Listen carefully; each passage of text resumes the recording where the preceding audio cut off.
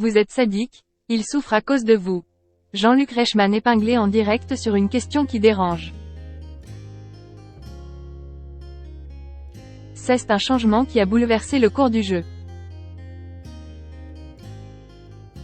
Au mois de janvier, l'émission Les 12 coups de midi annonçait l'arrivée d'une nouvelle règle, laquelle n'a pas du tout fait l'unanimité.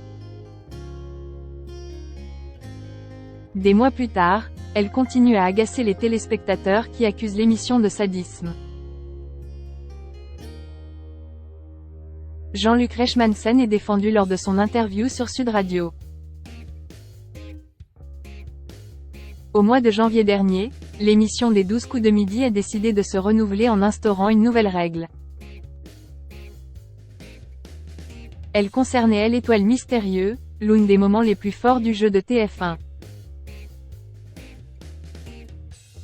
Car chaque jour, le maître de midi doit tenter de percer tous les indices pour trouver la personnalité qui se cache derrière et ainsi remporter les cadeaux associés.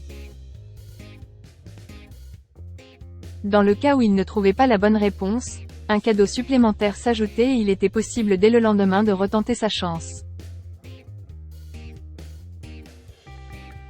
Mais désormais, il faut réaliser un coup de maître, c'est-à-dire ne donner que des bonnes réponses lors de la dernière manche, pour proposer un nom de personnalité. Sans coup de maître, le candidat ne peut découvrir les indices que l'étoile mystérieuse cache. Et même s'il a déjà deviné de qui il s'agissait, il se doit de patienter avant de le donner. Ou pas s'il est éliminé en cours de route. À l'annonce de cette règle, les réactions ne furent pas des plus positives. Bien au contraire, les internautes avaient même crié au scandale sur les réseaux sociaux. Et cela fait apparemment encore jaser puisque Jean-Luc Reichmann a été amené à réagir à la question lors de son passage sur les ondes de Sud Radio. On vous a accusé d'être sadique, d'avoir changé la règle, et que les candidats souffrent à cause de vous. Lui a souligné avec ironie la journaliste qui l'interviewait. Ce n'était pas méritant du tout. Je vais vous expliquer ce qui s'est passé. À un moment donné, on avait quelqu'un d'extraordinaire, Stéphane, ex-maître de midi, NDLR, et le monsieur perd, alors il râle, comme n'importe quel candidat lorsqu'il perd, et donc il est éliminé, rappelle l'animateur.